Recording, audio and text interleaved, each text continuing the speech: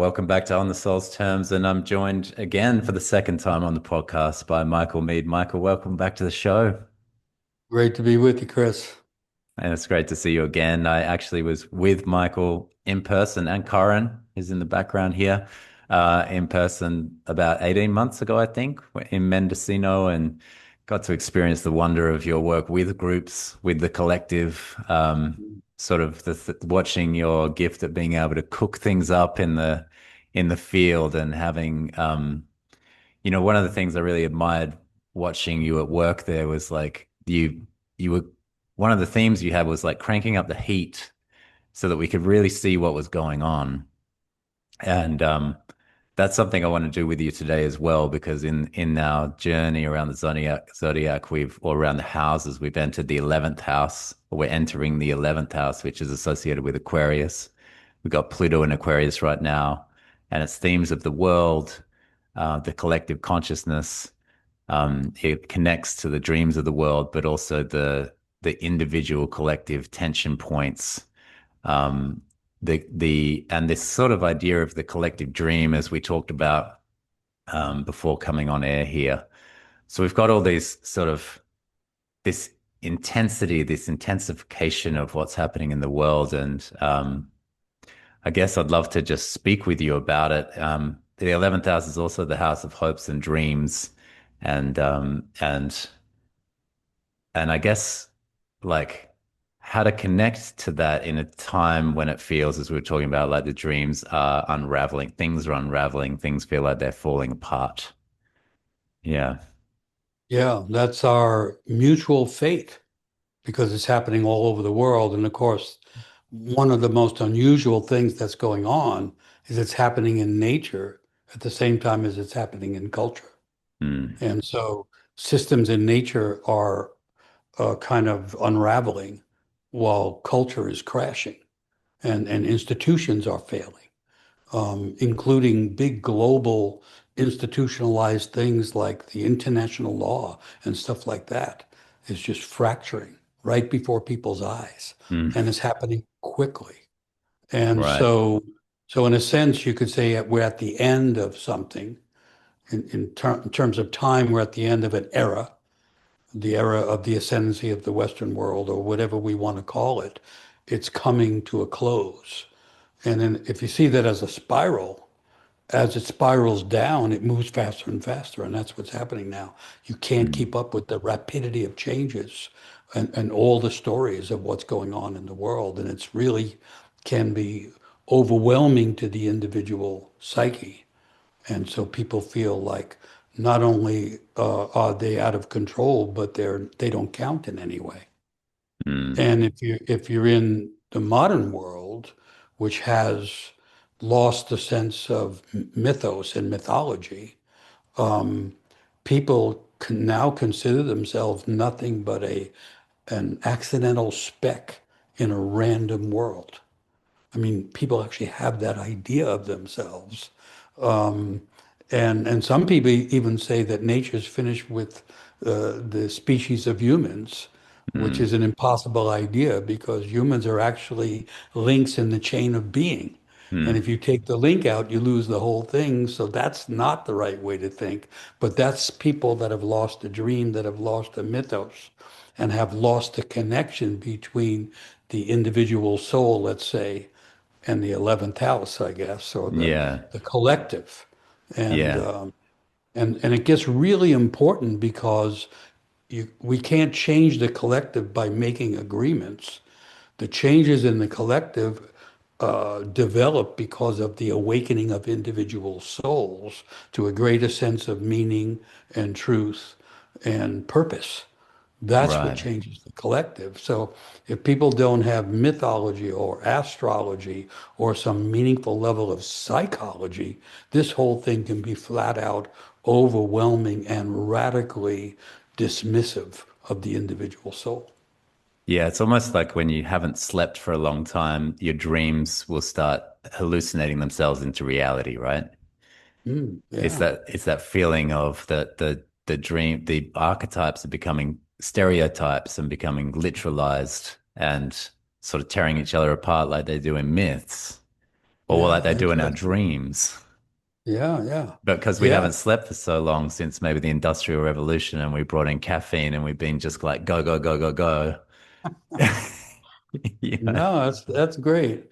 There's a Native American myth where the original people, when they're first created by by the deities called the one who made the earth. So it's not male or female. Yeah, It's the just the one. one who made the earth, who Yeah. then makes human beings and puts them on the earth. And then the first thing that happens is they don't like it. They start complaining, the beginning of human complaining, which of course has never ended since. And they're complaining out loud, saying, "We don't like it here."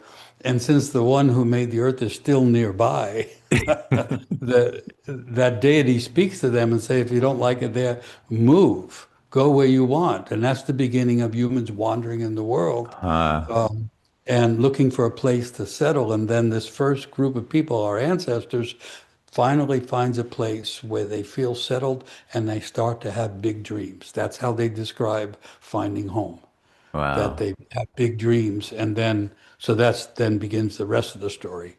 But anyway, that's what it made me think of. The myths of the people that haven't can't settle, that They we can't now have settle. we have become like the first people. We can't settle because everything's so disrupted. There's so many refugees. There's so many, threats to individual groups of people and so on and so forth, that we Hmm. are like the first people, ill at ease, looking for Yeah. home, trying to find a way to have big dreams again. Yeah, it kind of reminds me of the Asclepian tradition of like going into the incubation and the dream chamber and going down into that dreaming. And I Yeah. feel us stuck on stuck unable to kind of really rest, you know. Well, certainly a lot of the Western world Hmm. has an aversion to going down.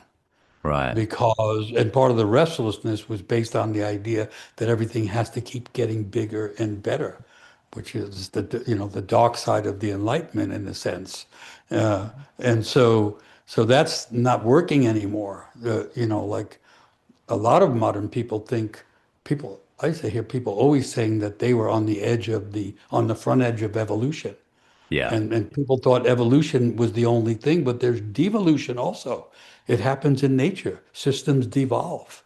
And what Hmm. happens now is we're getting a big dose of devolution in terms of democratic systems in the world and other forms of organizing things which don't work anymore. The changes are too rapid and the Yeah. changes are too extreme, just like the weather, which has become extreme. And Hmm. that's our mutual fate now, to live in those circumstances. Right. And the 11th house is that house of collective agreements. And, you've mentioned international laws and agreeing that this is how we're going to run this thing. And as Yeah, those start to unravel, it's a scary time, It's a scary time for yeah. all of us. And I think that's why the other side of the 11th is like those hopes and dreams of like how can we as a collective, I guess what you're pointing to here is return to some form of cohesive mythos um, or understand, as we talked about in our last conversation towards the end here, of like understanding at the very least that we're in the same story. Yes. And one definition or description or tale of the story is apocalypse, Mm. which is not the fiery end of the world. That came in the New Testament when they were looking for a word to explain Revelation. They happened to use apocalypse, which is a Greek word, which means collapse renewal. Is that And what not even apocalypse means? Collapse Yes, and it renewal. doesn't, yeah, and it doesn't necessarily mean collapse and then renewal. It means collapse renewal. Mm. While one dream of life is collapsing, another is trying to be born. Mm. And in the old understanding, it can't be born as a dream to the collective. It has to be brought to the collective from the individual psyches that begin to have the dream of the next world. Right. And Yeah. so then we have the classic tension between the individual and the collective. Yeah. I don't think we have the amazing, living in the United States, we have this amazing thing going on where the person that happens to be playing the role of president Yeah. is quite willing to destroy the entire world. the world order, Hmm. and any law that you might think up of, anything. Yeah. And it's like one psyche is on the verge of destroying the world, which is revelatory in terms of the power of the individual psyche in a way. I Mm. mean, my own psyche says, well, if one person could destroy the world, then another person could dream up a world to replace Yeah. it. And Yeah. that maybe, we could see the kind of psyche that shouldn't have power, but then we could also become the kind of psyche that might handle power.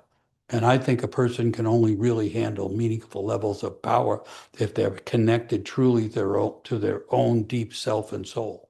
Yeah, beautiful. I've been pondering the 11th, fifth axis as like father son in a way, and I've been Mm, thinking about mm, faith and familiar with the story of faith and like the son of the mhm. sun god Helios, who Yeah. essentially is like, I want to have the power of, he's kind of like waving his hands around, throwing a huge tantrum. It's like, why can't I drive the sun chariot? And Helios is like, well, because only a sun god can drive the sun chariot, you know. And but he's agreed on the River Styx to give him whatever he wants, and that's the kind of like tragedy of the story, because then he wants to drive the sun chariot, and he tries to talk him out of it. It's too late, and of course Yeah. that does destroy the world Yeah. in that Yeah. dream, in that myth. He can't handle the horses. He doesn't have the power for that, and And so the and horses go wild and in all different directions. and so in terms of modern contemporary politics, the rise of autocrats and dictators Hmm. are those who have such a small sense of self Yeah. that they have to overcompensate by pretending to be the one who's going to ride the sun chariot. And then when they get the power, all they can do is destroy things and limit freedoms and so on, because they actually are that phaeton that has the exaggerated sense of self and the lack of connection to a more meaningful self. And Yeah. so that's being acted out throughout the world right Yeah. now. Yeah. And something of that 11th house is we have to, I've talked about this in a different podcast, but we have to sort of betray the family in the sense like we can't just be giving, if we have that kind of power, we have to acknowledge that like it may not be right to give that power to my friends or my family or just this guy because I like him or that kind of thing. We have to put our personal preferences aside, which is the tension of like becoming the elder or adult who has the ability to lead in in that bigger sense, right? Well, and I would also see that as an inner alignment.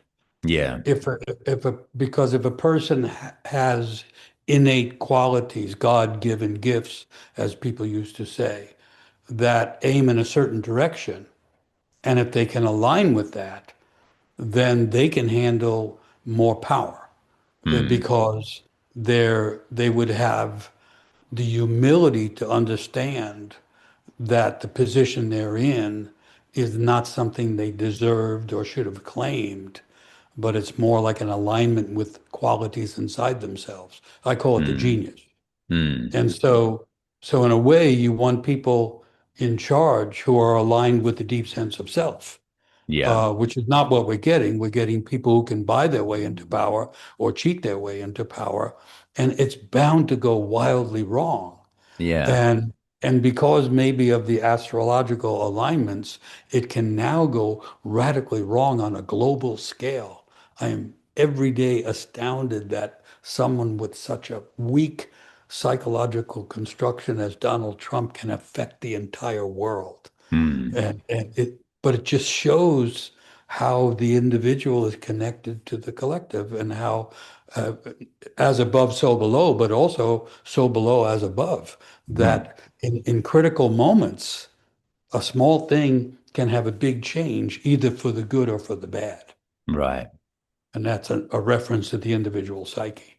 Yeah, and amplify the times, amplify the signs of the times, and amplify also what's tragically missing. Because something we discussed a little before coming on air was the this time of Pluto in Aquarius. So the underworld. erupting into the collective, and Pluto being so far away from the sun. So maybe we could talk into that image.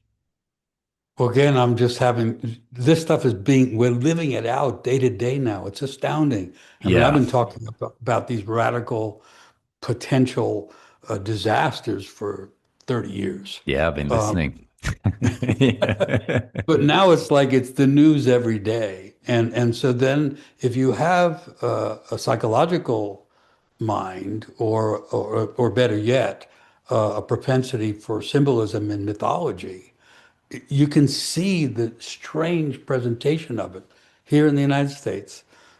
Donald Trump, the arch narcissist, which means, of course, his sense of self is inflated in one direction and his soul has disappeared in another one. So he's Mm, deeply empty inside, has to fill every moment with reckless demands that there have that. And so now, in direct contradiction and contrast to the Constitution of the United States, to the dream of America, he now has almost like a private army that's invading cities under the banner of getting rid of dangerous immigrants. But really, it's attacking all kinds of people. But the irony and the kind of mythology of it becomes clear because they're called ICE. It's the ice force. mm, And so you think of Robert Frost's great poem that the world could end in fire, but nice ice would also be nice if you wanted to end the world.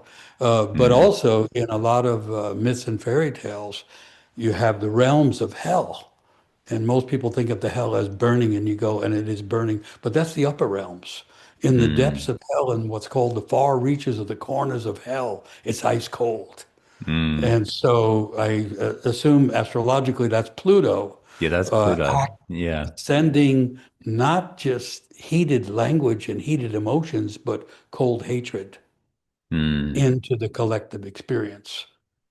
Because as the dream of the world or the construction of an era, as it collapses, there's a return of the repressed. mm, um, Huge emotions. And it's like those old maps where they had these big beasts coming up out of the water. It was like a representation of the unconscious. And when everything outside falls apart, you can have this eruption of raw energies and huge mm. emotions going through individual people and flooding into the world. And I think United States might be on the front edge of this wave of great distortion and return of the repressed. Yeah. Um, and it's terrifying and it's very upsetting, but it's more upsetting if people don't have ideas to hold on to and images to hold on to. And that's why I talk about apocalypse as collapse and renewal. Mm, That this is, if you go back to ancient India, and where in many of the myths it's Vishnu who dreams up the world. And every time he exhales, he's laying on the ocean of infinity dreaming. And as he exhales, he exhales a world into existence. But when he inhales, he drains all that energy back and the world disappears back into Vishnu, who's dreaming. And then the next dream pushes the world back out. mm. And so the idea is, and then they say it takes this many yugas and kalpas and Right. so many years. Skip the math. Yeah. It's the image that matters. Yeah, and it's That so tempting even to put it into chronological time there with like, oh, that's this. But instead, yeah, it's if we go with mythological time, or as you talk about Kairos, it's the yeah. moment that is emerging, and this is very 11th, 12th, where 12th is the collective dream, the collective Okay. unconscious, where all the archetypes are and all the deep dreaming is. And that movement, actually, as the sun goes up, it goes through the 12th house, then into the 11th, right? So from 6 till All 8 a.m., right. it's like the Oh sun yeah. is coming up and we're going through the 12th, and then it enters the 11th from there. So actually, even each day is a microcosm of it, where your dreaming feeds into like the waking, feeds into the day you're going to have, or the day that is kind of occurring. And then it all comes back down again, and then it dreams itself back up again. And that's why I like astrology is like a, when we move away from also what's happened to astrology in a lot of different ways is it's become more rational. Like the Hellenistic period fed into a lot more sort of technique, and technique being the heart of it. And me and a lot of other astrologers around are trying to sort of also bring the dreaming back here, because it is like a system that links back to the Western world, to the West and to our dreaming. Um, and sort of Hmm. if we can work with the symbols of the sky, like you just said, ice and Pluto. Pluto is an ice planet, the furthest away from the sun, the furthest away from consciousness, that thaws out every now and again in its cycle and then freezes again. Like these images that are very much in the dream are in our solar system. They're in Yeah, our and now cosmos, they're in daily life. and they're in our daily These, life. these Yeah. frozen things that would be repressed don't go there. Now comes back Yeah. because the institutions are hollowed out. It's to me, it's like Vishnu is draining the energy from the world. We're in the end of an era, Yeah. and therefore we have lots of apocalyptic type dreams of the end. But if we're going to have really apocalyptic dreams, then we dream of the beginning also, Hmm. because all ancient cultures understood. They used to talk about reading the text of nature. I mean, they would read the Hmm. stars and read the motions of the cosmos, but they would also read the motions of nature. And a Hmm. forest in nature, it grows up, and the biggest trees stand up. They're closest to the sun, and they're brilliant, and they even cast shade on everything else. And then they begin to collapse, and they go back into the ground, and they collapse there, and they disintegrate, and then they feed the birth of the next forest. Hmm. And so people got it by reading the text of nature, and they got it by reading the text of the stars. Yeah. And then they got it by reading their internal text of their own psyche, which, as you just said, is born every day from a dream. Yeah. And And so, this idea of as above, so below is also as within, so without, right? As within, yes. so without, or as with the universe, so with the soul.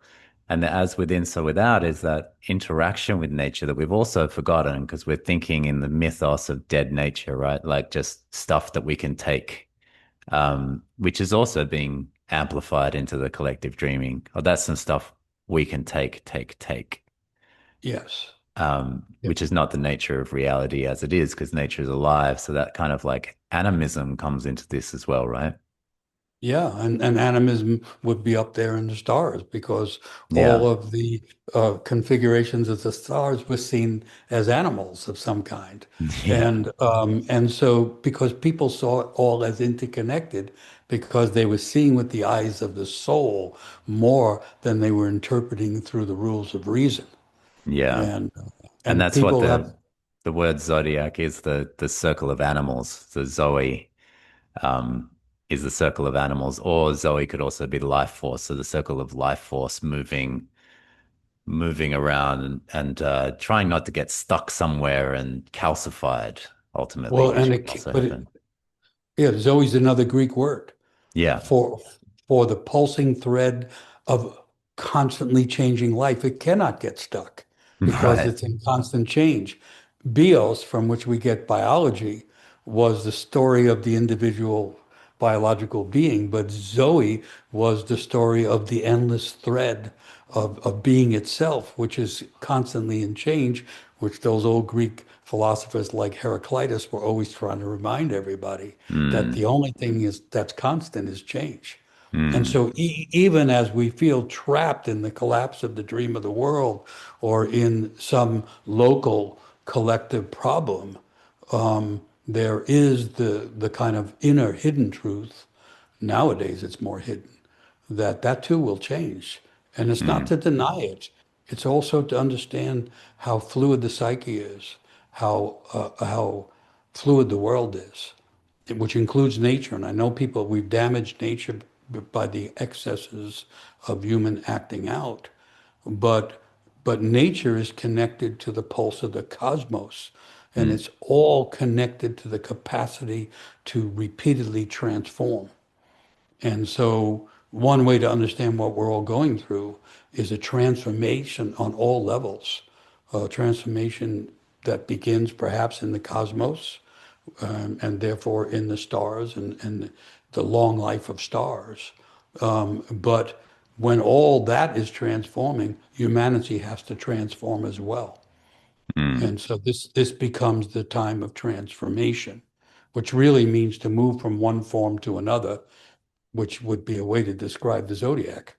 Yeah, and also a way to describe Pluto and Plutonian process, which is Oh, also yeah. entering the underworld and coming back, like Yeah. entering the Yeah. realm of Hades and like so many do in the ancient world and coming back. But, in modern mythology, it might also be in modern mythos, we could probably feel the sense of like avoid the underworld because it's the bad place, which leaves us building these towers still, right? But of course, transformation is that it's like going into the chrysalis, going in like the caterpillar, going into the absolute Yes. mulch of what it is to Yes. be in a cocoon with Yes. only a very faint dream that maybe there's a butterfly at the end of all of this, right? Well, the biology of it is Yeah. that the caterpillar has no idea of the butterfly at all. No idea. In the biology of it, they have determined that the cells of the caterpillar are completely different from and separate from the cells of the butterfly. And Wow. inside that cocoon, before the caterpillar can melt into primal ooze, there's a battle between the cells of the caterpillar and the cells of the butterfly.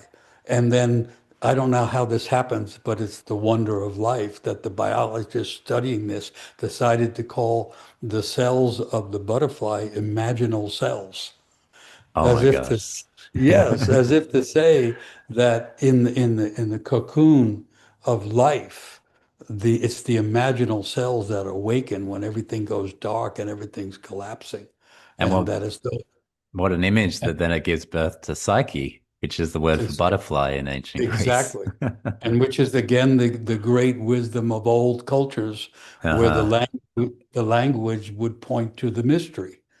And Yeah. so that yeah, psyche can mean butterfly as well as the inner workings of the soul. And Yeah. so we're in the cocoon in a sense, and we can feel the battle between, like in America, it's so clear. I mean, it's really like a an old play being acted out. I mean, it's sad and it's tragic and it's threatening and it's disturbing and it's misogynist and it's racist and all that. Mm. But it's also like an old play in which the forces that are losing energy are fighting to hold on to everything at any cost, break all rules, break all understandings at any cost. And that's a terrible thing to be near and witness. But on the other side, there has to be the imaginal cells that are getting activated and that can come back into so-called reality with greater imagination of what it means to be human and what it means to be connected to nature and what it means to be in a living cosmos. The interconnectedness has to be part of that which is secretly being born in the depths where other things and are deeply disconnected and dying off. Wow. And I'm just like feeling how the battle between caterpillar and butterfly, that's a really great metaphor, right? Because the caterpillar wants us to go back to like being caterpillars and remembering the good old days of being caterpillars. But then if we move into psyche, it's this idea that the new thing is actually the ancient thing, right? So the caterpillar is not wrong for wanting to go back. Going back but doesn't understand that by going into psyche, going into Yeah. soul, we do go back. We go back to a new Yes. renewal. That's apocalypse, as you say, right? Collapse So and it's also renewal. archetype. Archetype, which Carl Jung, the psychologist Carl Jung, made common in the language of psychology, the two parts, arche and typos. And arche means ancient and original, and typos means a pattern or form. And so Hmm. the archetypes are the ancient original patterns and forms which are there at the source of being. And and what happens is everything keeps going back. If you go back far enough, not you don't go into history, you go to prehistory. If you keep going back, you get into the ancient, timeless space, back to the source of being, where everything can start all over again. So this I know this aligns with astrology. That is to say, in times like this, when there's a collapse going on, certain archetypes are activated, which we Mm. could study them through planets and through Hmm. configurations of the stars, but we can also study them through mythology and psychology. And I'll just name, I call it the Trinity of Awakening archetypes. Mm. And one is apocalypse because it means both collapse and renewal. But the next one, I think, is the archetype of creation or creativity, that as some things are dying off, other things are being energized by the archetypal energy of creation. And then the third one I call initiation. That is to Mm. say that as everything outside is falling apart and the collective is going through earthquakes, um, and because it involves a loss and a descent, it awakens the archetype of initiation. Initiate means to take a step, to take a new step, to step into something and imagine life anew. And so we become like potential initiates who could be receiving the dreams of what can be and awakening the potentials of what need to be. That can happen, according to Apocalypse, that can happen at the same time as everything is falling apart. Mm. And so, whether we call it the stars that are moving that can support the individual and the collective, or we call it the archetypes, um, the shifting of the archetypes was one of the old themes for what happens when the world goes through dramatic changes. And I like to say that each soul inherits all the archetypes. Mother is an archetype, father is an Hmm. archetype, Hmm. child's an archetype, but also these other, like the archetype of creation or creativity. This can be the most creative time, partially because of the collapse going on around us, the opportunity to create more things to fill the vacancies and the gaps, but also the idea that the archetype of creation gives the individual soul both energy and imagination to be more creative. Mm. That's where I'm putting my hopes, I guess we might call them. Yeah, yeah. And I'm thinking about initiation here. Like in the ancient world, you would be initiated into a mystery cult. And the because the only way to receive that information is to go down and essentially face death or face darkness, face kind of like that caterpillar somewhat willingly going into a death process. And the information inside of that initiatory experience initiates, as you're saying, steps into then when you come back into the world, enough individuals going through that can then step in with a new vision, ultimately, with a new Yes. imagining of what the Yeah. world can be. Yes. Which isn't new in the common modern sense. It's not completely new, like you were saying. It's Yeah. a newness that's brought from the most ancient thing. Yeah. That it's that kind of newness. It's a newness that has originality in it. The word originality refers to the origins. When someone is being original, they're actually, whether they know it or not, tapping into something very deep and original. Hmm. And so that becomes closer as everything is falling apart, but especially if a person is willing to descend. And near as I can tell from the old mysteries, it was a great thing that happened to cultures before modern times. Everyone thought that we were here to study the mysteries. In other Hmm. words, life is a mystery that's trying to get solved. And the idea was to enter the mysteries and learn. And the big mystery was life, death, renewal. Life, death, Whether it renewal. was the life Hmm. of the caterpillar and the butterfly, the life of the individual soul, or the life of a culture. Life, Hmm. death, renewal. And we are being dragged there now. Yeah. When you were talking about those archetypes and the ones that you named, the one that popped up into my mind was trickster, because it feels like we're looking out into the world and seeing some terribly negative type of trickster energy. And I wonder if we were to alchemize some of that to bring in, because also, as Lewis Hyde wrote the book, Trickster makes this world, and Trickster does make this world, right? Also tears it down. Yeah, but that makes it a subcategory of creation. So, Right. so that in Yeah. saying the creation archetype, you're activating the potential of the trickster also. Mm. And so, but what a lot of people don't know about tricksters, that in its mm, core or best form, the trickster becomes a healer. Wow. In its undeveloped and distorted form, the trickster becomes one who breaks things with no idea how to fix them, or the one who disturbs things without any sense of bringing medicine or a solution. But in its more awakened form, the trickster is a healer. Um, and, Mm. and, and, and you could find this in all kinds of interesting things, including the fact that most medicines are poison. Right. Uh, it's only Mm. medicine at the right dosage. And so medicine itself is a trick. And the tricksters in indigenous cultures would be people that were what a lot of people now call like shamans or something. They're Yeah. people that are learning the mysteries, and they're learning it from going into the dark places and finding out what they can learn. And Mm. so the creation archetype, what I think would include, as Lewis Hyde did with his book, that tricks that makes the world, but Mm. in doing so is participating in recreation. And Mm. so to me, all creation stories are actually recreation stories. It was never that creation was back there. Yeah. And that, just like with the zodiac, it goes around and then goes around again. We've Yeah. always been, creation is in every moment, but Right. so is destruction. So Right. is destruction. And Right. then we become, in times like this, we become the willing or unwilling witnesses of collapse and the Mm. potential agents of recreation. Mm. That's one way I see it.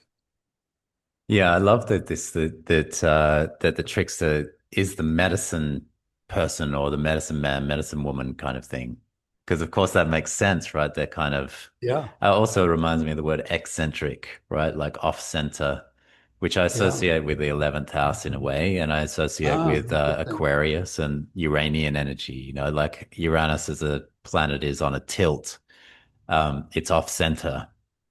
And this kind Hmm. of like information that comes from the fringe, Yeah. because the middle seems like there's not much there right now. Well, that's the mainstream, Yeah. which keeps flowing but has no essence. Mm. And so, and then there's this old idea that you find in ancient India where the the people who were, outside, who weren't allowed into normal processes, weren't called the outcasts, they were called the outsiders.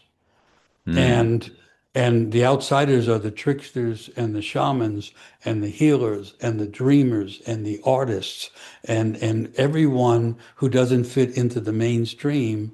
But the new ideas and the new imagination cannot come through the mainstream. They have to come into the world through the outsiders, who then can choose, hopefully, to deliver them to the mainstream. The mainstream is unable to renew itself or even conceive of itself.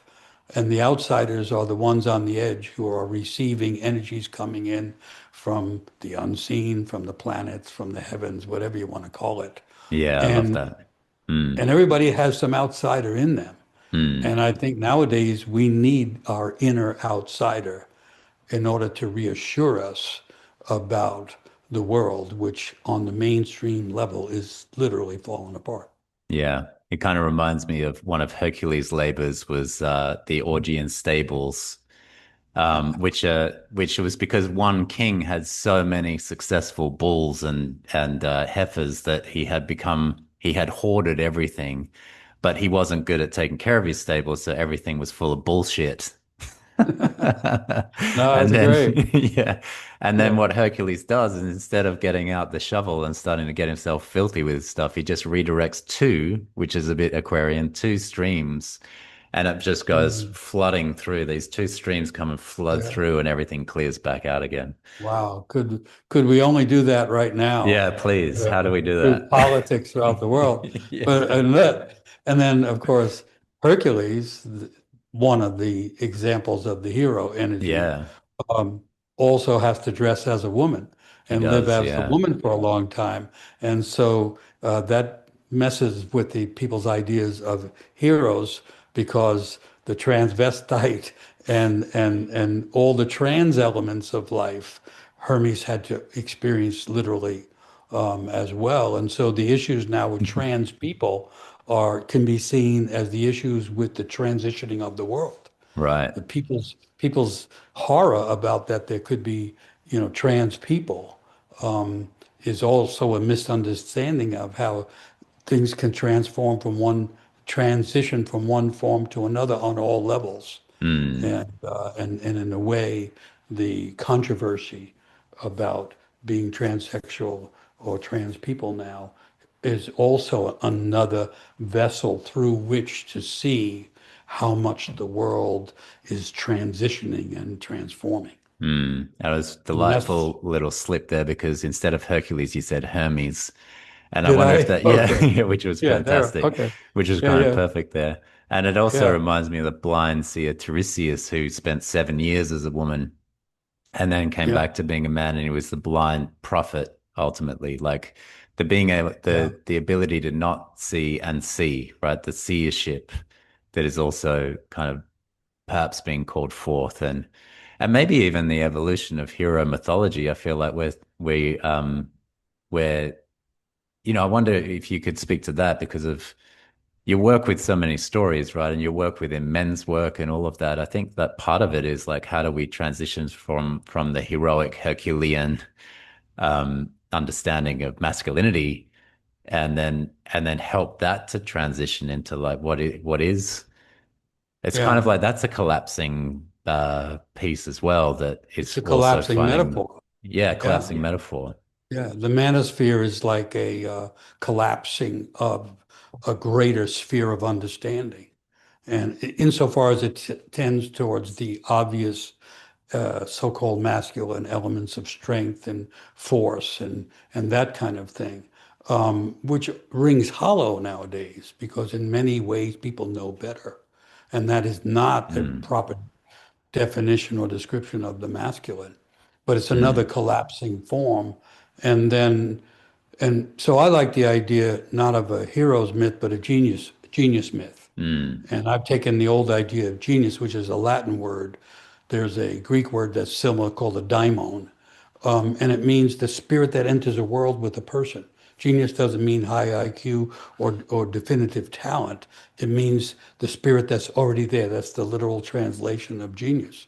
mm, So everyone who enters the world, whether they're super masculine or more wildly feminine or somewhere in between, whoever they are, they come in with their own genius, their own spirit that's already there inside them, which is unique and makes them an individual never to be born again. That's the mm. great gift of being human. The gift of human life is a unique gift of life. Right. And the awakening of that, that's something inside everybody. A person doesn't have to go out and do heroic things. Some people are inclined that way. Some people, that is their Mm, path. hmm. But the path of the hero has become so masculine in tone, so forceful in expression that it's not helpful at all. Mm, But genius is something inside everybody that you find by going in and becoming more conscious of parts of oneself. And that's true of every person, no matter what their gender orientation is, or their social and economic background, or their age or stage in life. Everyone has a genius, like the butterfly inside the cocoon, trying to come into consciousness. Everybody has their genius, inner imaginal cells that are trying to awaken.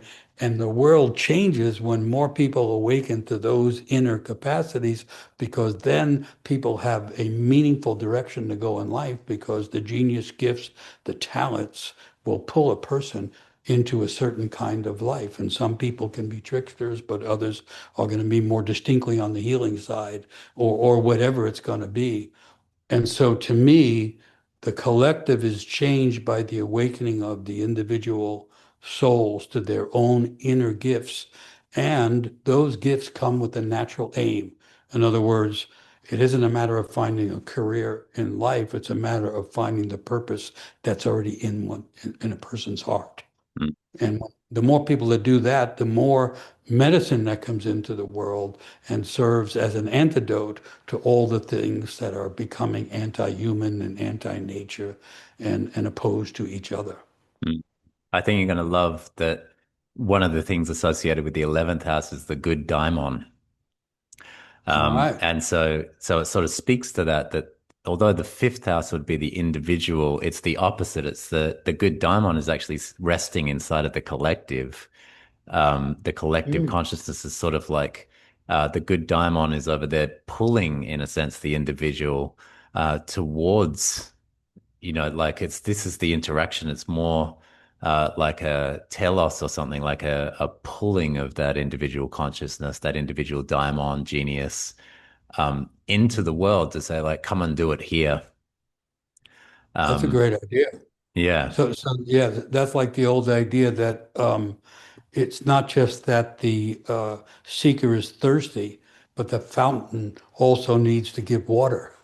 That, that's that perfect. uh, Yeah. and it's also reminds me of another idea that comes up in myth, which is that you never have to go all the way there.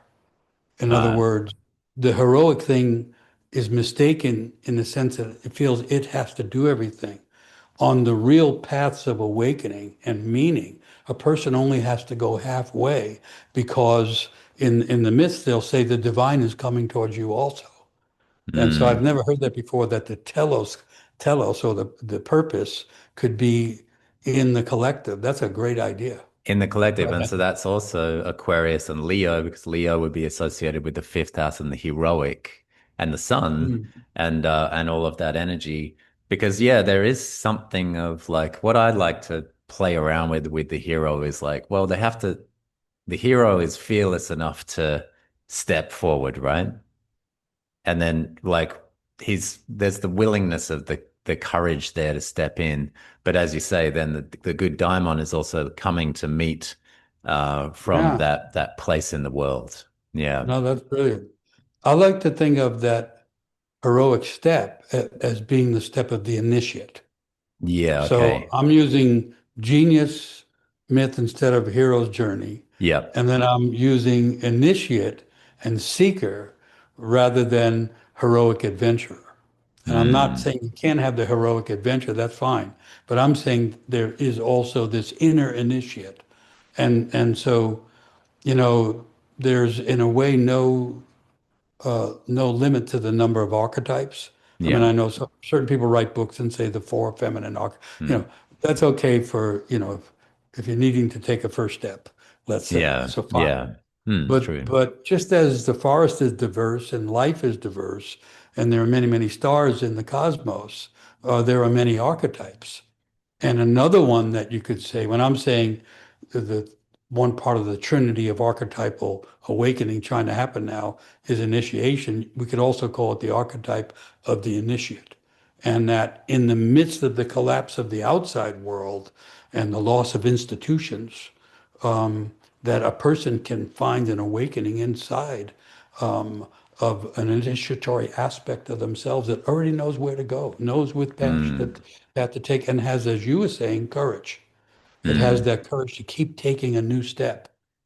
mm, And then it turns out that on the paths of initiation, there is no end. Each initiation qualifies you for a deeper, more, dramatic initiation. mm, But um, in a way, the kind of spiritual aspirations that people have, that kind of thing, those are part of the archetype of the initiate.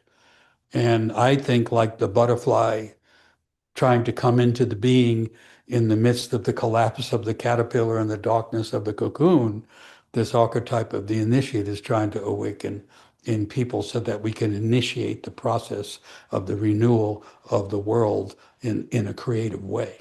mm. Yeah, which has this deep complexity of how, like one of the things that springs to mind there is that there has to be a certain acceptance of the world, therefore, in order to kind of say, I'm going to move into this world. And I think that's also the 11th of like, yes, this world is broken. Yes, this world is fractured. Yes, it's falling apart. Yes, there's Oh. terror on the news. Yes, I'm being fed with information, Aquarius like age as well, of like 24-hour news cycles, hopelessness, despair. And Sounds yet, familiar. yeah, yeah. Yeah. And yet my genius, as you say, and my seeker and my initiate, still, this is my world, right? This is the world and this is my world. And I am willing to move forward and participate. No, that's well said because that's the bodhisattva. Tell me more So, about that. well, sometimes I just borrow things from Yeah, why different not? mythologies Yeah. in India. So I call this bodhisattva times, Uh-huh. because it's not that just that human culture needs a lot of help. We have to help nature because we help damage nature. We have to help nature find its balance back. And so the bodhisattva is the spiritual seeker who reaches such a profound place of enlightenment that he or she doesn't want to just go into the other world or stay in a certain state of enlightenment, but rather wants to come back into the world, which Mm. is the world of disturbance and all the troubling things, but wants to go back into that troubled world because so many people need some help getting going on their own bodhisattva path. And so these are the bodhisattva times because a lot of spiritual traditions, let's say Christianity, for instance, Mhm. uh, thinks of the world as a fallen place. And you only get Mm. to the heavenly world when this one is gone. Mm. That's the misunderstanding of apocalypse. And so the bodhisattva recommits, despite and because of being enlightened, to being in this falling down, disturbing, shadow-bitten world. And Wow. so I didn't realize that that appeared also in astrology. That's brilliant.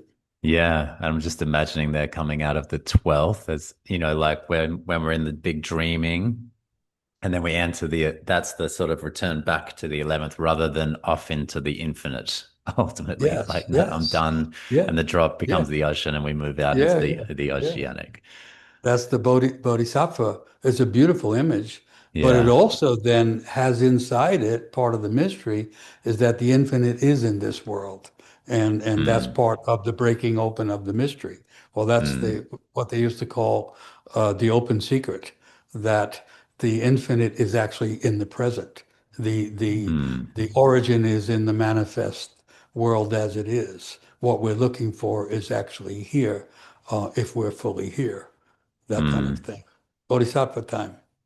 Bodhisattva time. Yeah. And I'm feeling about the way that, because something that came up for me then was actually Christ and how the world sort of tears him apart in a sense as well. The crucifixion and the pulled in four directions energy of that, of what can happen in the world. It was almost the other side of Phaeton. Phaeton was Yeah. the son of God that wanted to Yeah. get the chariot and ride rampant through the heavens. And then Christ gets nailed on the cross of the four of they call it the four directions or the four, the four ways that you could go.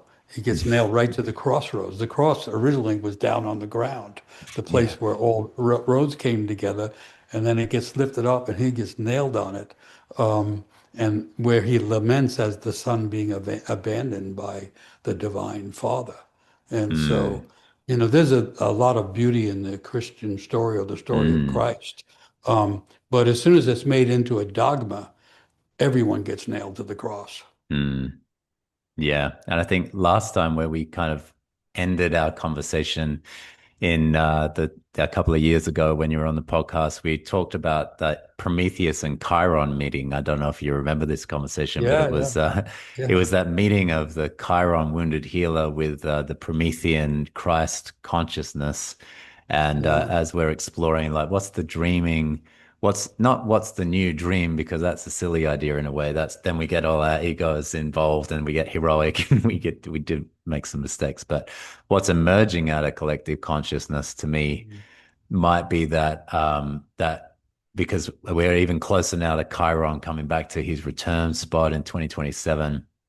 Mm, And that idea of the chironic centauric animal, human, divine, human as well. All these tensions that are existing within the one living being, within as opposed to the tensions in the dead being, meeting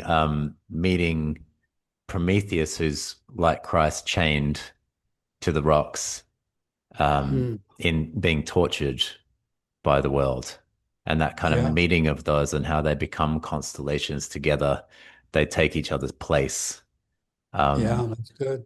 and how Chiron may be I feel like Chiron, since he was discovered in our cosmos in 77, has sort of like made his way subtly and behind the scenes into living mythology.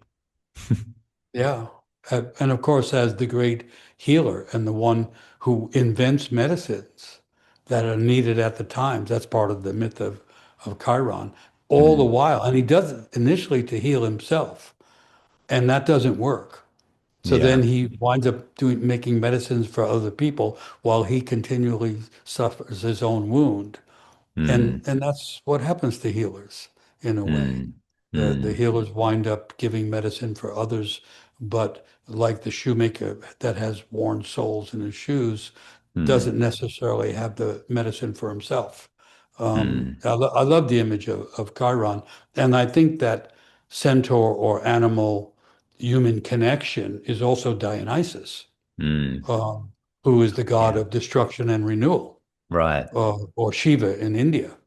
And so, the old stories are full of these images and then the tales that go with them that make it possible to understand the human connection to the cosmos, the human connection to things divine, the human connection to nature, the human connection to animals. And right now, I think we are poised with the collapse of the structures that were built during history, so to speak. Mm, We are poised at the edge of having an awakening of our interconnection to all the things, which was the common heritage of all the ancient peoples and all the indigenous peoples understood instinctively and intuitively the interconnectedness of life. And when mm, everything breaks down and the structures don't work and the institutions don't function and the people can't make agreements and all that, what's waiting to be found is the underlying interconnection that makes mm, life possible, makes life meaningful, makes life beautiful, and makes it a creative enterprise. hmm. And so good that you bring up Dionysus there because he's a figure of having a second birth, which is Yeah, also that, because he's put into Zeus's thigh, isn't he? When yeah, his mother Semele is it's basically disintegrated, which can be another thing that happens in the 11th. Or that interesting. kind of like because she's bears witness to Zeus or bears witness Yeah, therefore to God consciousness, and it yeah, disintegrates her. yeah, But inside of her womb is already the baby Dionysus. And so he's then sewn into the thigh, which is also where Chiron gets wounded by Hercules' arrow. So lots of images there, but sewn into the thigh and then is born again out of the thigh, out of something more erotic, something more full of life, something more full of life force, that wants to be yeah. born back into the world. And so you could extract from that his mother Semele um, is like a person with not enough connection or ego structure or something who gets close to the divine and becomes disintegrated because there was no psychological or no inner capacity to handle the devastation or the brilliance, the combined brilliance devastation of the divine. And so, but inside her, there was this kind of butterfly character that's still going to try and come out of the cocoon of all that darkness. Um, and it becomes pertinent because Dionysus is the outsider. He comes from outside. He doesn't belong any place. And he always comes from the outside. And he brings dance and eros, Mm, the kind of drive of interconnection on the erotic level, we call it, but also on all levels of interconnection. And he's attacked by those who are holding on to the order of things, or nowadays they would be holding on to the collapsing order of things. And so Mm, he comes as the new eros, the new erotic energy of life, and he brings the dance and ecstasy and all that stuff back. And yes, it has its own danger, but it's a much greater danger when that's absent. And so mm, it's another hint at what might come from reimagining the world, which is more eros, more people call it love, but at its essence, it's more connection and more interconnection. And one way to characterize the world at this time is a dramatic, tragic loss of soul. mm. And soul is the connective, erotic force of life. And there has to be a radical loss of soul for people want to just attack other people and blame them for everything and call them evil without knowing them. That's a radical loss of soul. And it And makes me so think of Semele being the mother as well, and being the feminine that gets disintegrated is another way to see that. And then when Dionysus is born, it's the feminine that follows him, right? He's essentially a feminine god. well, he's Um, he he's a combination of the feminine and the masculine. yeah. That's the usual depiction. He's often depicted as old and young also. So Mm, he's this complexity of things. But yeah, a big inclusion of the feminine and the women representing the feminine follow him, or you could say they follow him first. They mm, recognize that divinity first, and then um, and then there's an attempt by the extreme masculine nowadays, we'll call it the manosphere, to come in and stop that, mm, and then they get dismembered mm, because if you can't join in the interconnectedness, you wind up getting dismembered further. And but then eventually, then he has standing, so to speak, with both the masculine and the feminine. mm. So And it's another then, thing that's trying to happen, I think, is yeah. the more Dionysian energy and less Apollonic, because he was always contrasted with Apollo, who is a Hmm. sun god, but also the god of order Hmm. and rules and protocols. And Dionysus comes from the outside and just says, that's not what we need. We need Hmm. rhythm and dance. We need beauty and ecstasy, which you could say, if we're not getting enough of the touch of the ecstatic or the blessing of wonder and awe, we will not be able to stand in this world that's so full of disturbance, imbalance, change, and threat. Mm. That we don't just need peace in the sense of remote quietness, we also need some touch of the ecstatic that reminds us that the world, despite all of that, is still a place of erotic intensity and a place of wonder. And awe was one of the great old words for it, that it's still a place of awe, even though it's a place of increasing terror. Yeah, and I'm thinking about the way that Dionysus would be in the middle of all of the ecstasy. He found he was all around him, things would grow, and like when he's stepping on the earth, all flowers are coming up behind him and things, and Yeah, there's figures like the King Pentheus who's saying, we got to stop this guy, right? And he's like, you can't yeah, stop me. But then yeah, as it's coming up, he's also managing like kind of as a juxtaposition, as you said, with Semele didn't have the structure to be around ecstasy. She got disintegrated by it. Um, Dionysus himself as a god was able to be centered inside of the enormous chaos, which I think is again another image that brings us to fifth and 11th of like having enough identity and ego structure, as you say, because ego is also a word that gets kind of misunderstood within this. One would want yeah, to have a solid and a solid enough ego so that it can go through, like the caterpillar's really established caterpillarness. You know? yeah. It's interesting because you talk about it that way for a moment. I got the image of the 60s where the Yeah. hippies were really the rebirth of Dionysus.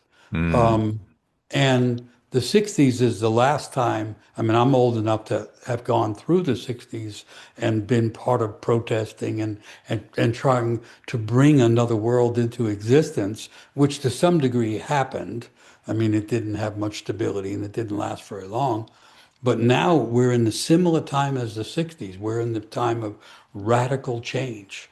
I mean, but it's more serious and it's more all-encompassing because it's nature and culture in transition and in collapse at the same time.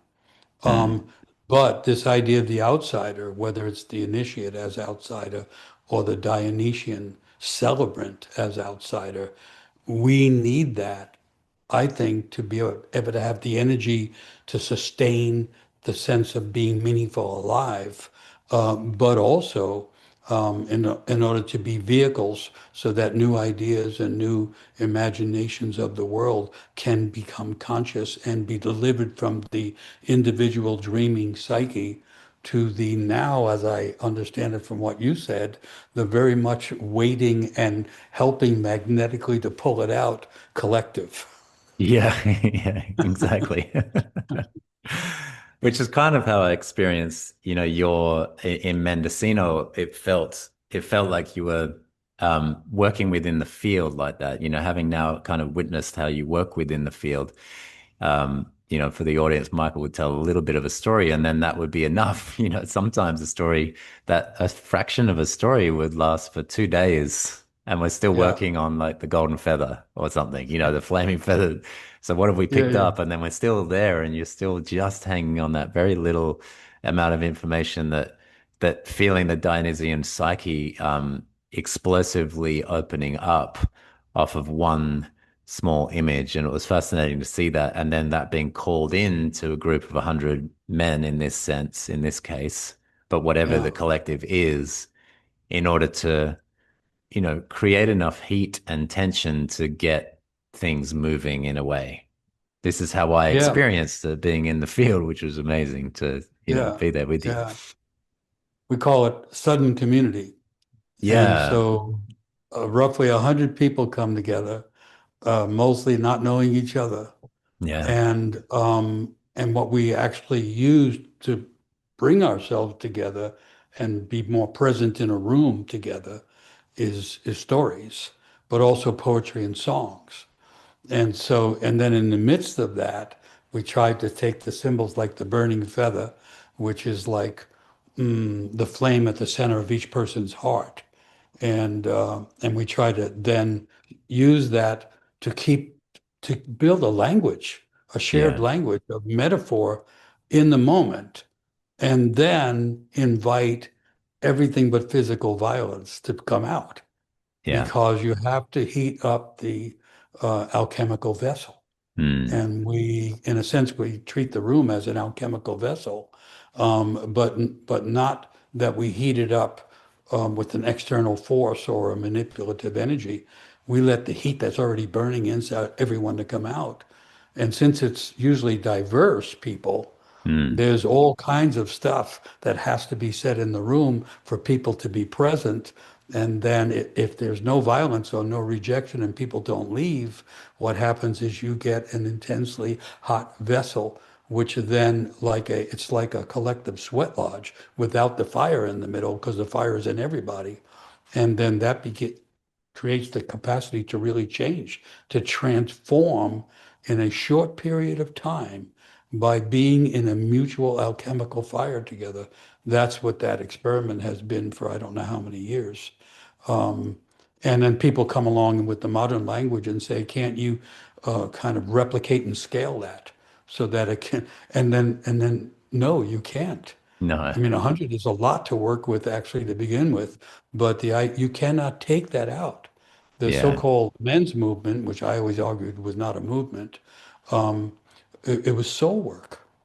And I remember Mm. when James Hillman, the great psychologist, and at that time the last living direct student of Carl Jung, Mm. when he came to Mendocino, he said, after 2 days, he said, "This is an alchemical vessel. This is alchemy, and this is healing." And then he would say to people, "You could go." go do therapy for 5 years or come here for 5 days. You'll get the Mm. same thing. And Hmm. it's an exaggeration, but it's kind of true because if that people call it a container, I like the word vessel. If that vessel is strong enough, and if people release themselves into the collective of that kind, well-intentioned, healing type collective, dramatic changes can occur in a matter of days.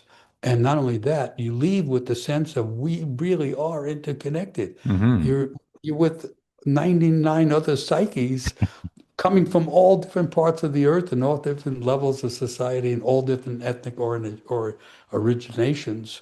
And yet we can all be together if we have shared symbols, a good reason to trust each other. And if we're willing to be like initiates taking that step, uh, Mm. not knowing what's going to happen. The problem with working that way, there's no real plan. Yeah. And you really, I call it trusting that soul will show up, which I Yeah. think is an issue now, you could say in general. If we're going to survive what everyone is going through, but in terms of nature and culture, we have to trust that soul will show up, that a greater sense of soul, which would be the thing that unites everybody, that it will show up. And not because we're just hopeful or wishful, but because all the old stories said each individual soul is connected to the soul of the world. Yeah. And so we're trying to be enough of a soulful person that we're helping the soul of the world to Mm. manifest more fully. And when that happens, you feel so alive and you realize humanity is properly diverse and properly mysterious, and yet you can feel the pulse of it. Yeah. It's That's so something that yeah. you're bringing up there is really important to me for the 11th house of like the containment of that vessel. And the world as we know it isn't a contained vessel. So how do we do Mm. our chemical work not in an uncontained space, you Yeah, know? well, we have the wrong vision of the world. Right. We've been given a collapsed vision, Yeah. right? Because the world is this intricately mysterious vessel of being, and Yeah. and and I say we, I'm thinking Western world. Yeah. Uh, I was being interviewed somewhere, and someone was really pressing me. Well, when did this happen? Because people think in historical terms. Mm. So I said, well, okay, let's say it happened in 369 AD, because that was the Council of the second Constantinople, yeah. Council of Constantinople, Mm. where the early Christian bishops and so on, officials, decided to change the description of things from a three-part to a two-part. And the three-part was um, spirit, soul, and body, with soul being the energy that kept spirit and matter and spirit and body together. And they didn't want soul because it was so mysterious. It was so connected to the earth. It was so erotic. It was disturbing the dogma. So they decided there was no more soul and there was only spirit and matter or spirit and body. And that you could Wow. say that was the beginning of a lot of trouble because that gave you the mind-body split in a more exaggerated way, and it gave you the split between the divine and the earthly. And we Wow. lost soul. I We mean, lost soul. even what you're talking about there is like even the Apollo Dionysus thing that you were talking about. There's a Hermes in the middle to me, that Mm. is also lost. Someone that can behave in both worlds is happy to be ambi uh, uh, ambidextrous or amphibious. Ambi everything. Yeah, In Hermes' case, amphibios, ambi moral, yeah, yeah, ambi the whole everything. lot. Yeah, yeah. Yeah, Like moving yeah, between and yeah, and as you yeah, say, like soul, yeah. And it's the same as like the king Pentheus not wanting Dionysus to arise, or to yeah, arrive. And Dionysus is saying, well, you can't hold me because I'm born to loosen binds. That's what I do. So if you try to yeah. trap me here, I'll loosen those binds. Is what I'm made for, And essentially. under the idea that the archetypes keep manifesting, Yeah. here in the United States, you have Donald Trump um, trying to control every. I mean, it's maniacal. He's trying to control everything. And one thing he really hates is these comedians in the late Mm. night programs who come on and crack jokes about him all the time, and they make fun of him, and he hates it. And he actually has tried to make them lose their jobs, and he threatens to put them in jail, which actually has happened in cultures throughout time because Mm. they're playing the role of Hermes as the trickster and the joker, and they're playing the role of the outsiders, saying, here's what's wrong with the way you're using power. And here's what we can see about your own shadow. And in the midst of your maniacal sense, attempt to control everything, we see you as the one who most people think is the most powerful person on earth, but really we can see is really the weakest person in the world. Mm. And he hates that. That's Pentheus attacking Yeah. uh, Dionysus and people trying to get rid of humor, which comes from the word humus, which means soil. And you know, the humor brings everybody back down to earth. And it used to Mm. in some stories the king would have the jester nearby all the time. And the role Hmm. of the jester was to bring the king or the queen down back down to earth. And so Yeah. these archetypes keep manifesting just the way the houses keep manifesting and the Yeah. planets keep manifesting. And the more we have our way into it, whatever way attracts us, the more we are able to see things that are otherwise unseen. And part of the seeing nowadays has to be seeing the potential for recreation in the midst of collapse, or else we begin to lose our own soul, and then we feel depressed and empty and helpless, Hmm. and suddenly, you know, we're not fully alive.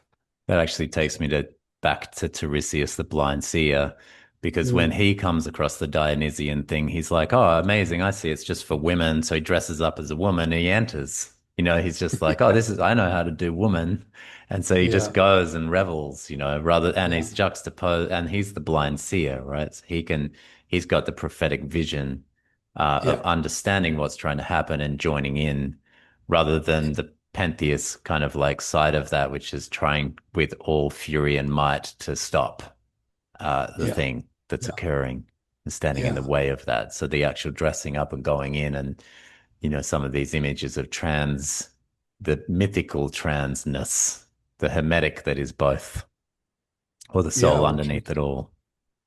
which is part of it all and part of parts that we need. There's a way I like Tiresias a lot. The idea of the blind seer, the Mm, paradox of the blind one is the one who can see, mm, because what we don't need to necessarily see what the Western Enlightenment model was: shine the light on everything, gather all the facts, measure everything. And of course, they're always measuring things that are measurable and excluding things that are immeasurable, which you can only see with the inner eyes of the soul. And so Tiresias was blind on the outside, but he was able to see with the inner eyes of the soul. And you could say that will add to the other necessary archetypes now in order to survive. And besides the genius and the initiate, and I don't know, mm. and the Dionysian, the seer. This The is seer, prophetic times. And the word prophecy or doesn't mean to see the future. It means to stand so deep in the river of time that ancient things that have been forgotten become visible to you, and glimpses of the world that's trying to become visible to you. Prophecy is about connecting the ancient with the future through an awakening in the present. And the prophet is not just seeing the future, but is receiving deliveries of ancient knowledge that has been forgotten. So wow. we need to be seers whenever possible. Wow. It just feels like that's a beautiful image that we can start to wind down out of that conversation with, because I also see that as the two streams of Aquarius, our time of Mm, Pluto and Aquarius, like those two streams in two directions, right? And the mm, intensity of how you envision that for us just then of what it's like to be in the middle of what it's like to be prophetic. Um, Semele gets disintegrated by it, right? Pentheus tries to stop all of that shit from happening and hold on and hold on and for dear life. But if we can be in the intensity of the world, that's the 11th in a way. If we can like Christ, nail ourselves to it and go, this is where I'm going to be, you Yeah, know, yeah, then maybe the yeah, medicine that is also poison, but is also medicine can emerge in that yeah. And it place. can only re-enter the world through individual human souls. This is the Yeah. another open secret, which is that the eternal, the ancient wisdom, the medicine, all of that, the transformative energy is always trying to enter the world, but can only enter through the people that are alive at that time, and then only through those people who are able or willing or courageous enough or foolish enough to put themselves that far into the river. It can only enter into those of us that act like that.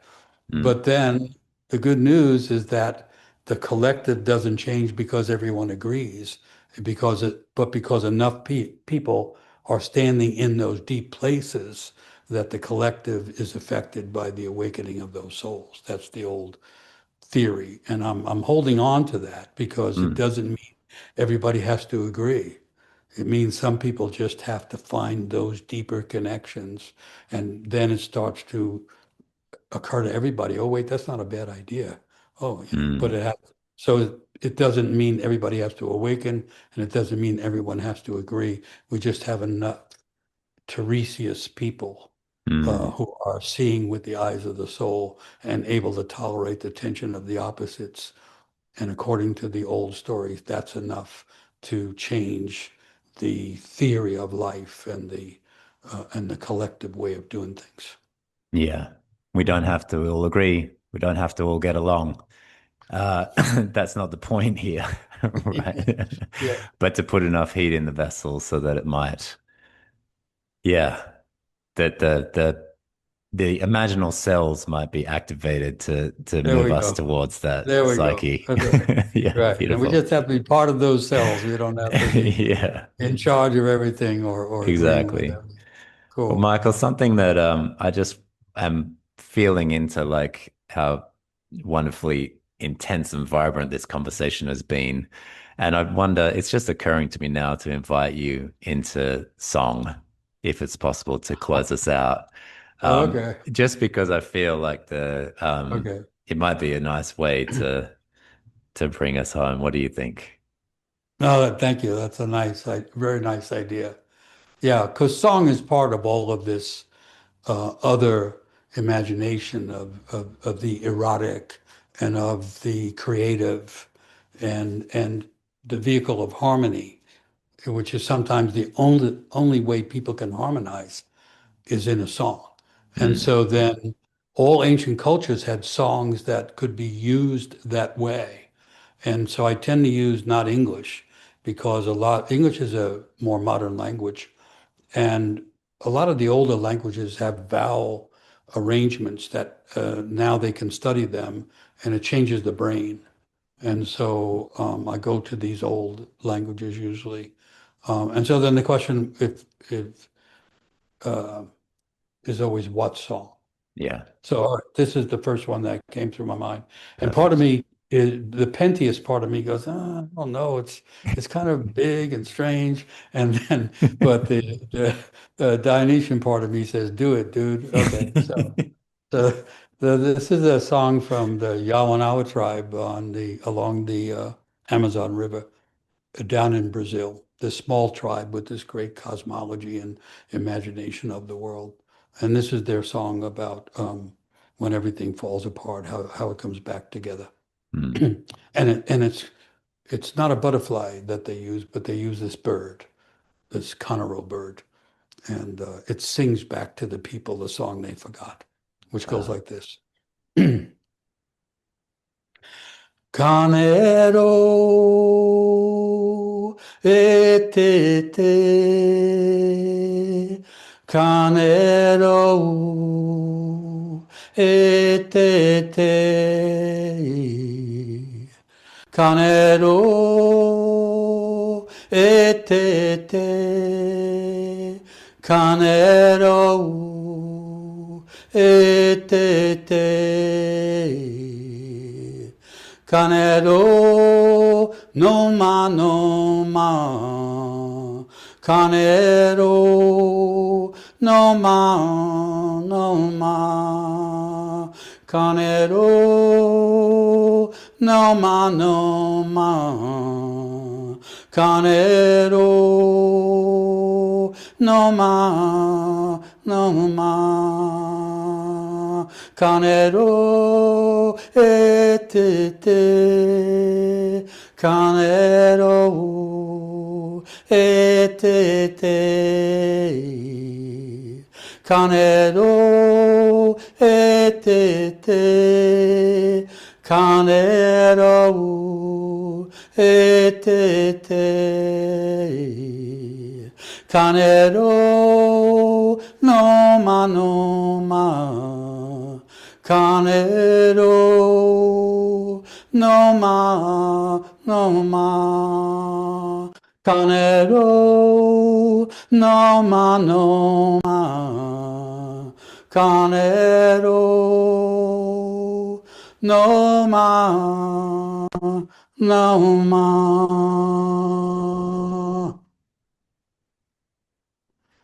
So, Ooh. Kanero, may everything come back together. May everything come back together. Yeah, I think that's the ultimate 11th house field feeling. Oh, nice, nice. Yeah. Okay. Yeah, that All it right. should they should exist in the same field, all these different individuals, Yeah, that we can yeah, all yeah, not get along, but be in the same story. yeah. Yeah, and remember that song. Beautiful. Wonderful way to finish there, Michael. Thank you so Yeah, good much. idea. Thank you for asking. Yeah, All yeah. right. Great being with you, Chris. Yeah, you too, Michael. Great to see you. I'll see you All next right. Be time. well. Yeah, All you right. See too. you next time. Okay. Bye. Bye. Thank you for listening to On the Soul's Terms podcast. To support the show, please consider leaving a 5-star review, sharing with friends, or becoming a patron at patreon.com/onthesoulsterms. Until next time. Ivri si tombe io di sole.